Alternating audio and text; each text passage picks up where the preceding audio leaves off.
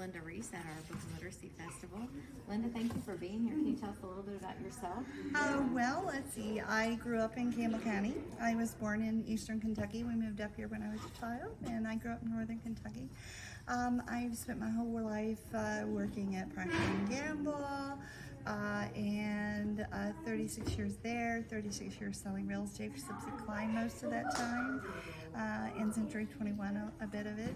I am a grandmother, and I'm a full-time author. I publish murder mysteries. Most of them are set in Kentucky.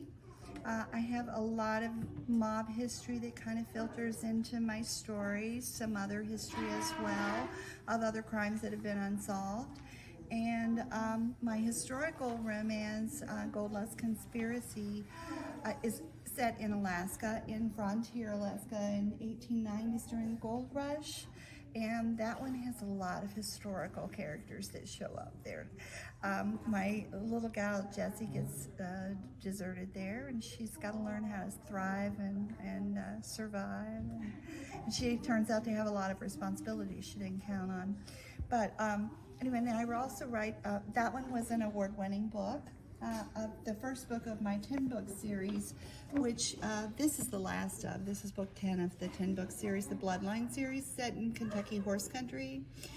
First one is called Parsley, Sage, Rosemary, and Wine. And each book has a different set of characters in that town that become the hero and heroine.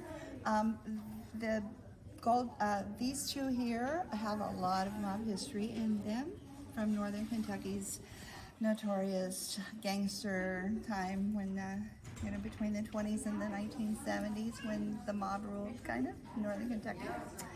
I also have a couple middle grade books. My granddaughter was here earlier, Harley Nelson.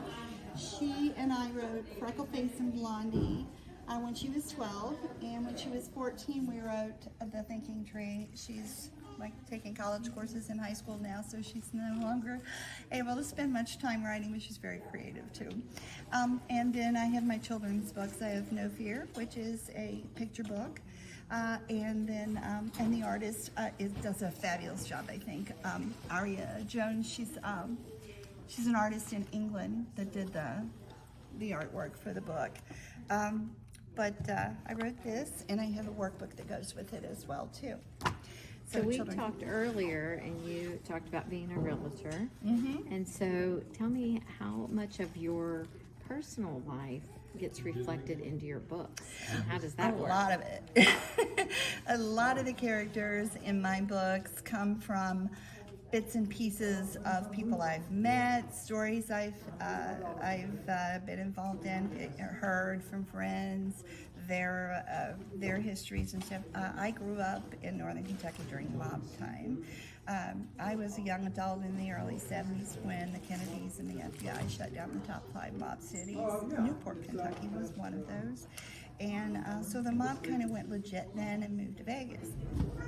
But that started back in the 50s, but they finally had to shut down all that stuff in Newport then for it to become the city it is today. But yeah, there's true life history in this one. There's a crime in here that never got solved that gets pulled into that. Some of these stories in here come from my real life, people I know who've experienced these things, or things I've experienced myself. This one, well, you asked about me and how I come involved in it. I wrote one right before this one, book number 9 of the Bloodline series, is about a realtor. This one is about a realtor as well, and a distiller. But I saw a lot of really strange things selling real estate. You never know what you're going to walk into when you're going to somebody's house. So a lot of that comes into the stories. It's called Real Money, that one, and then this one followed that, and they're both about the same real estate agent. And you got a flipper book there, Flipper Flop. Yes, that one. Well, my husband was a builder, and I sold real estate, so I know a lot about that. We flipped houses ourselves. We've owned a lot of real estate and have redone a lot of homes over the years, so I know a lot about that kind of thing. So I wrote the book about a female flipper. She buys a house that was the setting for a murder-suicide, and she wants to restore it to its glory. during that time, weird things start happening to her, and she believes somebody or something wants her out of that house. She doesn't know why, but nobody's able to figure out what's going on. So she digs into the history of the house and finds a really long line of crime that goes back for several decades. Wow. Well, your books sound fascinating. Can you tell us one thing that you would, well, or more than one thing, that you would want to impart wisdom on a first-time author? What could you tell them? Oh, yeah. Word of advice that you could give them? Write. Sit your butt in the seat. Put your hands on the keyboard and write every day. You have to write something every day. I don't care what it is. Write every day. Join a group that has like-minded people who like what you like, who do what you like to do. I belong to several writers groups. I have learned so much from other authors. Authors are very giving with their time, and they want to help other authors, because the better you do, the better I do. So it's kind of help each other. So I found they're very giving with their time, but they're extremely busy.